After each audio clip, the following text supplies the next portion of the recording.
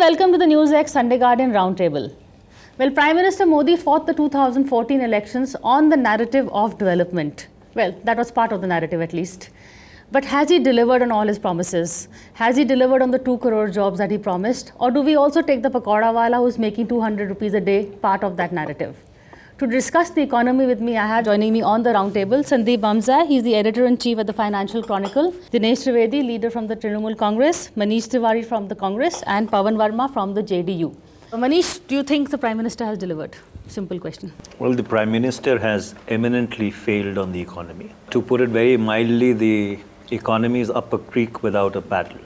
Okay. And the most damning indictment of their economic management lies in the fact that if you dehorse the statistical jugglery of changing the base year of the GDP from 2004-2005 to 2010-11, you essentially have the economy going at about 5%.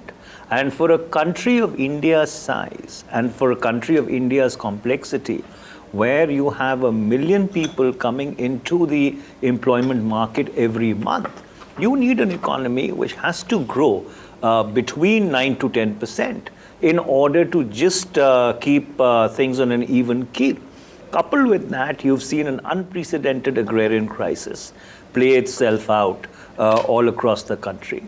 Then you have a situation whereby whatever growth you've had, even with the statistical jugglery, is essentially jobless growth.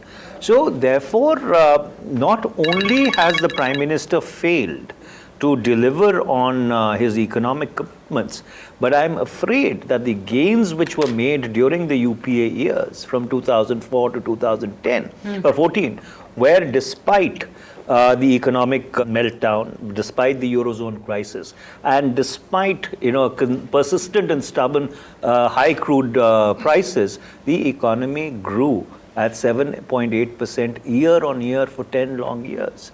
So therefore, I think 7.5 this year is expected. Well, 7.5 at the new base year. So if you actually extrapolate it to the old base year, it is 5.5. It gives you a 2% artificial jump. So if this government has an Achilles heel, it has been their handling of the economy. But Pawan, some would say it's not the job of the government to create jobs, but to create an atmosphere that facilitates jobs. What we keep hearing, ease of doing business. Has that been achieved? No, I think that actually you should have had a BJP spokesperson here. But all of us, as you know, are inherently objective. So let's make an objective assessment. I don't think any government's record is either totally black or totally white. So it's not as if nothing has been achieved. There are some schemes which have worked well, like the Ujjwala Yojana. There has been some progress which is verifiable in infrastructure projects, especially roads, etc. But on the whole, the real issue is that the delivery has been below expectation, because the hype which was accompanied by the coming to power of the BJP in 2014 and the promise that a government with an absolute majority will actually deliver on it, I think to some extent now, and I think people in BJP also accept it, has been belied. And there are 3 or 4 clearly cut areas. There is on the ground identifiable agrarian distress. Right. Farmers are hurting. There has been a breach of promise on the MSP which has been rectified, I believe, after too long a gap and much too late. It's a question of too little, too late. On the question of jobs, while you are right, it's not, I don't agree entirely that it's not the job of the government to create jobs, but even if they were to create the milieu to create jobs, I believe it's fallen far below the promise made of 2 crore jobs annually. Then on fuel prices, I think that is hurting a very important support sector for the NDA, which is the middle class, which believes that the advantages of the initial price, low-level fuel prices were not passed on to them. The corporate sector, I think, is looking for the right investment climate, that kind of confidence. And there is also, I think, some need to correct a perception of over-intrusive state, which otherwise can be called tax terrorism or whatever. So there is a sense that, and on ease of doing business, I must tell you, while we may have gone up a notch or two if you deconstruct that index on many vital areas. The record of improvement is very poor. Some of the schemes, I believe the government is in a state of deniability, like the Bima Fasal Yojana in Bihar, and it's an NDA government. Mr. Nitish Kumar has changed the scheme and adopted a scheme for the state because the clear perception and our take home was that the benefits are going to the insurance companies and not being passed on to the farmers. So these are issues which are, I think, creating some level of verifiable economic discontent and need to be taken into account. And yet, the BJP keeps winning elections. But that, I think, is a different narrative, because I think the Prime Minister's positioning as a Hindu Hriday Samrat is connecting with the Hindu voter, and you've seen that manifestation in Uttar Pradesh twice over. You saw that in Assam as well. Consolidation and aggregation of the Hindu vote behind him, cutting across whether it's a Thakur, Brahmin, whatever, which I think will change because the Dalit factor will come into play in the next election, but that's a separate issue. Now, to address the question that you're asking, I think it's something that needs to be divided into two parts. So you have a right-wing government which is pro-economics in the normal sense, which is what you would like to believe. And if you go by precedents, then what we saw during the 6 years of Atal Bihari Vajpayee is that there was deepening and widening of structural reform. Now, to compare that dispensation with this, in terms of administrative reform, in terms of delivery mechanism, in terms of making it easier for the common man in certain cases, yes. So the gas cylinder scheme, for instance, or several other schemes in terms of insolvency code. In terms of administrative REDA is a good example. Administrative reform. But what you've seen over the last 4 years is a right-wing government Left or center? Going completely Not left. in center. So you have a right-wing government practicing welfare economics, which is predicated essentially on the Sonia Gandhi model of running the economy, and it is just an extension counter of UPA 1 and 2. So the narrative on which he won, which is growth and development, has been lost in the Tower of Babel. There is no growth and development. So whether it's jobs, etc., there is no such thing. This is all a chimera. So you now have a situation where all those promises have come to naught. Welfare economics is being practiced in a brazen manner. And I think somewhere 2-3 things may have altered this discourse. One was the Soot Boot Ki Sarkar jibe, which actually I think hit home. And I think there was a course correction immediately thereafter. And I think the first 16 to 18 months where for some strange reason there was this obsession with legislation and using the ordinance route to change a lot of things that the Congress had done, and then not being able to push because of the tyranny of numbers in Rajya Sabha.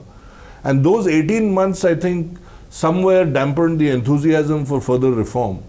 So yes, you have the insolvency and bankruptcy code, yes, you have several other things, but where is that key transformative reform which you could have pushed through with 334 MPs as NDA and 284 of your own? Nothing. There is no transformative reform.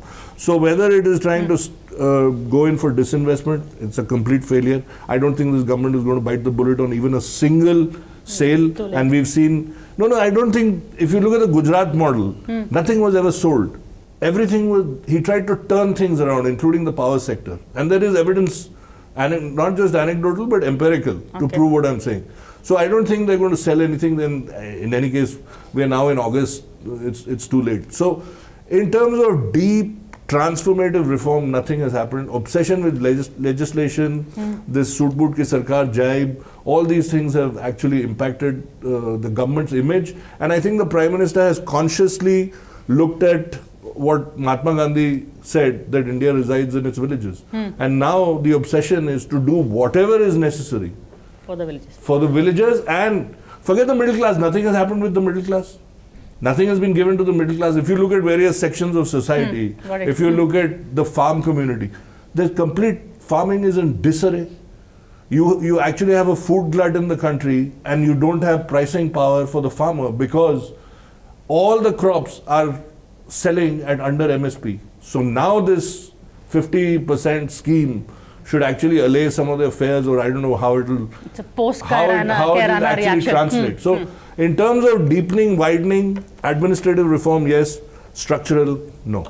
But which brings me to the question, Dinesh Bhai, that if the right-wing government has turned populist, where does that leave the opposition's USP? I don't know right, left, center, but the fact is every section of the society, this roundtable we are talking about, one thing everybody agrees, there is lot of talk, there is nothing on the ground. We talked about the cylinder, the Ujjwala scheme. You talk about the first cylinder. Do you know about the second cylinder? Because second cylinder doesn't come free. So do you have the figures for the second cylinder? It is not going to suit you to give the second cylinder figure. Very well mentioned by Manish, that the fudging of figures. We don't know what is real, what is not real. That is a huge kind of disinformation to this nation. Do you know there is no chief statistician in this country for last so many months? And why not? It doesn't suit you. This country has the 5th largest reserve of coal. You need to have 5 times more the power generation in order to maintain this fake 8% figure, which actually should be 6% or 5.5. To maintain that, I'm not even talking about improving, your power generation has to improve 5 times more than what it is now. Given the fact that only on power sector, there is 5 lakh crore of NPS sitting on the balance sheets of the bank. Only power generation. I'm not talking about the infrastructure, road. Give me one. I don't want to challenge anything, but I want to understand one huge factory which consumes a lot of power has come into India in the last 5 years. Just give me one. Your infrastructure is gone, your banks are gone, your farmers are in distress. So any question you ask them, any question, what is the answer? Hindu, Musliman, Bharat, Pakistan, Smashan, Kabristan. There is no other answer. And I think the narrative at the moment is what? Why are they winning elections? Is if you take a mathematical formula, it's like nationalism is equal to Hinduism, is equal to BJP, is equal to Narendra Modi. Now this is the formula. The problem is not with, whatever BJP has to do win the election, whether growth or not they are doing. The problem is with the opposition. Because they are getting into the trap. They are getting into the trap. They are not talking. Opposition only needs to talk economy, employment, inflation, growth, farmers, Dalit. And visit a That's few it. temples. And that's about it. If you don't talk that, and if you, lynching is a new career. Gau Rakshak is a new career. Now, this is not the India we have known, and this is not the India I would like to have. In fact, Pawan made a good point. There is no BJP spokesperson. We had called someone who didn't turn up at the last minute. So, on economy, what will they talk? On economy, what will they talk? But I just want to add one thing, Priya. We are talking about 6%, 5%, 7% and all that. United States of America, last quarter, which is the quarter that's just gone by, has grown at 4.1%. With a large base. On a $19.5 trillion base. So you do your math. At 4%, you add to that $19.5 trillion. You are a $2.6 trillion economy and you're jumping up and down saying you've displaced France. France is smaller than the original Jammu and Kashmir. Okay. But to make it slightly more less partisan and to talk more objectively, he's made a good point. He's saying they are not talking economy, but they are talking other things that win elections. Now, economy doesn't really win elections. You saw that with Narasimha Rao, Chandrababu Naidu. Development somehow doesn't have the same emotive value as, say, Hinduism. So therefore, The question is, are you only an electoral machine, or you are in government in order to better the lot of your people? I think that's the fundamental call that you need to take. And number two, what this government forgot very early in its term is that economic progress and social disharmony don't go hand in hand. Money is a coward, and money will go to the safest harbor. So therefore, if you have social disruption, you are not going to have economic progress. And by perpetuating a culture of social disruption, they have actually sacrificed economic progress. And on top of that, the economic decisions which they made were also disastrous. For example, the demonetization decision. Now, demonetization has completely and absolutely wiped out the informal sector. And eventually, at the end of that exercise, the 3 points which the Prime Minister had elaborated on the 8th of November 2016 as the raison d'etre of the exercise, all 3 have been belied. He said that it will root out black money. There is more black money in circulation today than possibly it was on 8th November 2016. He said that it will proscribe terrorist funding. Well, terrorist funding has not been proscribed, as if government had figures before 8th November 2016 as to how much money was going to every terrorist organization. And the third, he said, is that it will unearth black money. And eventually, out of the 16 lakh odd crores which was demonetized, 99% of the money has come back. And if, let's suppose, you were to allow the NRIs and some people in Nepal, etc., who were not able to change in time to do that, it would be 100%. Number two, the completely tardy implementation of GST. No, so the goods and service tax, the manner in which it was rolled out, and even today there is absolutely no clarity on the taxation regime. Money which is supposed to go to the state as their share of the GST is being arbitrarily held up by the central government. So therefore, you see, the thing is, for the economy to grow, you require to have an understanding of macro fundamentals of the economy. And with great respect, this country this country does not know who its finance minister is. Is Mr. Arun Jaitley the finance minister of India? Or is Mr. Piyush Goyal the finance minister of India? On the Prime Minister's website, Mr. Piyush Goyal is the finance minister. On the finance ministry's website, Mr. Arun Jaitley is the finance minister. So you've had this quirky situation now for over 4 months when this country does not know who its finance minister is. Okay, we're going to take a break, but after the break, I want to turn the focus on the opposition, because as we discussed earlier, the government is not here to defend itself. What has the opposition not been doing? Should they be focusing on the economy, or are they falling into the government's trap and focusing on issues that the Prime Minister Modi really wants to talk about? So stay with us.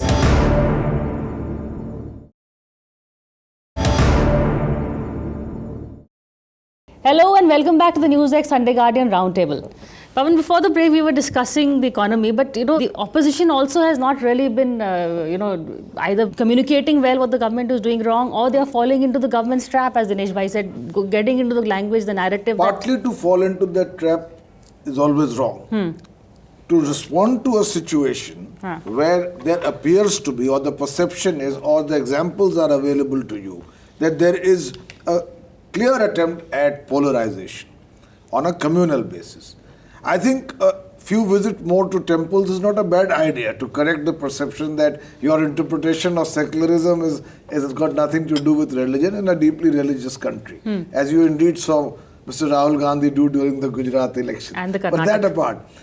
But if you go back even to religious imagery, it's important. You see, for Hindus, one of the most ubiquitous deities is Lakshmi. If every Hindu home will almost have a pratima of Lakshmi. Diwali, we keep the windows open for auspiciousness and wealth and prosperity to come. Now, if there is a perception that Lakshmi is not receiving her due, in other words, dhanda band hai, or rozgar nahi mil raha hai, you're not getting jobs, or you are trying to figure out how to fill a GST form, or whatever agrarian distress is there. And then you ask people to pick a brick and take it to build a temple for Maryada Purushottam Ram, who is also very rightly revered in this country. A Hindu voter is also a pragmatic voter. Don't think he's anybody's puppet to respond to any twinge of a communal nature to suit only a political interest. Voters have minds of their own. So I think that the communal card, as was mentioned by Dinesh Bhai and Manish also, has its limitations. And ultimately, and I fully endorse what Manish said, there is a direct link between good governance and social harmony. I can give one example. During the rule of Mr. Nitish Kumar in Bihar with the NDA government, where we saw the highest growth rates of any state in the country, admittedly from a low base, there was not a single communal riot. So social disharmony and disruption of economic performance, they have a correlation. And the last point I wish to make, and that is a little parochial if you will admit, you see, an economy cannot grow until there is some level of regional equitable development. It's a thought which I'm sure Dinesh Bhai will agree with. You can't have 95% of all public and private investment go to 5 relatively developed states, and one part of India grows disproportionately and the other part languishes in a vicious cycle of poverty. And that is happening with states like Bihar, where in spite of good governance, in spite of good performance, even if we grow at 15% annually, it will take us 25 years to reach the median level of the national per capita income. So therefore you need affirmative action. That's why we ask for special category status. That's why we ask for concessions for least developed states. The eastern swathe of India, where the maximum population exists, needs support. And I don't think this government has kept that in mind. In fact, I may say even the UPA did not give us special category status. The special category status, that's true.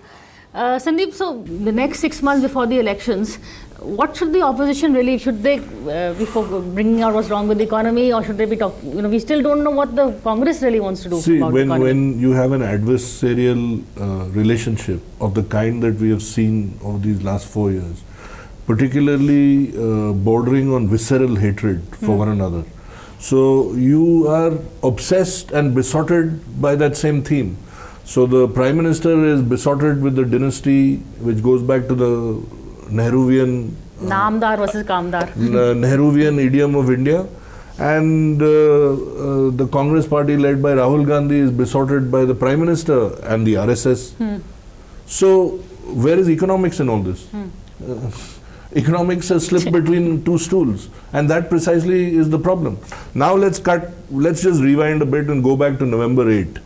November 8 was a seminal day in our modern economic history. I'll tell you why. After 2 years of drought, a good monsoon had finally come. Consumption was back. Rural India once again had cash in its hands. People were buying both in urban agglomerates and in rural India. And then you had this decision of demonetization, which led to widespread demand destruction.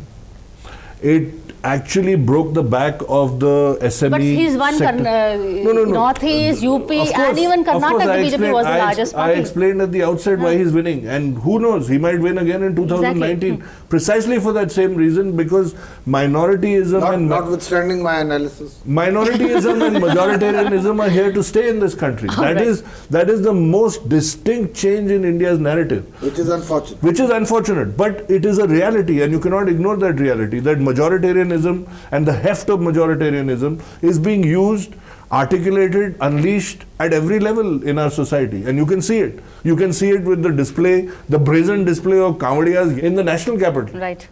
I mean, Kamadiyas have always been there. We've always faced the problem going home, but never has the Hindu element to the Kamadiya was never there. It is there. Angry element. It is there. Okay. The lumpen element was never there. It is there now. And the police is just watching. Well, in the face of that crowd, what could the... But no, when you have the Chief Minister of Uttar Pradesh actually going and spraying petals, when you have the entire district administration, the upper echelons of the administration showering petals on all these people, the signal is very clear. So therefore, these are all trop-driven syndromes. And so therefore, when the police knows that they have to be patronized and mollycoddled, so even if they take law into their own hands, so be it. Last word from you on this whole, you spoke about the narrative that is being hijacked, but what is the opposition doing then? Well, I think, I can't talk about the National Party, which is Congress Party. Well, you have national dreams now, you should start talking about national... No, I can talk about, that's what I said, I can talk about the Chief Minister of West Bengal, Mamta Didi. She was the first one within 15 minutes of demonetization. Yes. She was the first one, and perhaps she was the only one without being scared of what people will think, because she has the pulse of the people. But she is not going to, go all over the show. But the fact is, all the right kind of issues, whether the 8 rates of GST, whether the GST is done in a hurry, because she knows the poor people very well. The fact is, Congress Party has to buckle up. Opposition has to talk positive stuff in the sense that bring out the economical problems of the poorest of the poor. Don't fall into the trap of Hindu-Muslim. Don't talk much about it. Just say what is good for everybody. And also, opposition needs to come out with a clear-cut roadmap as to what are we going to do. No, if you take Bengal, like Bihar, what he mentioned, most of the money which the state earns goes into interest, which was taken by the previous government, and which is not fair. And we have done very well. Correct, and we have done very well. If anybody going to Bengal, parameters of health, education, infrastructure, job, everything like Bihar, what he said, Bengal has done very well. So I think the positivity is there. As far as elections are concerned, Bengal is going to, of course, do very well. And the rest of the country, wherever the Congress is ruling, they have to pull up the shocks. Politics, public life is not a weekend thing. It has to be on a minute-to-minute basis. We have got to be active in Parliament. We have got to be active on the street. We have got to be active with the people. Don't fall into the trap of communal stuff. Okay, that's a good note to end on. The opposition really needs to get a credible narrative together, and maybe there's a message from this side of the table to that side. But that's it for now. Thank you for watching this show. We'll see you again same time next week.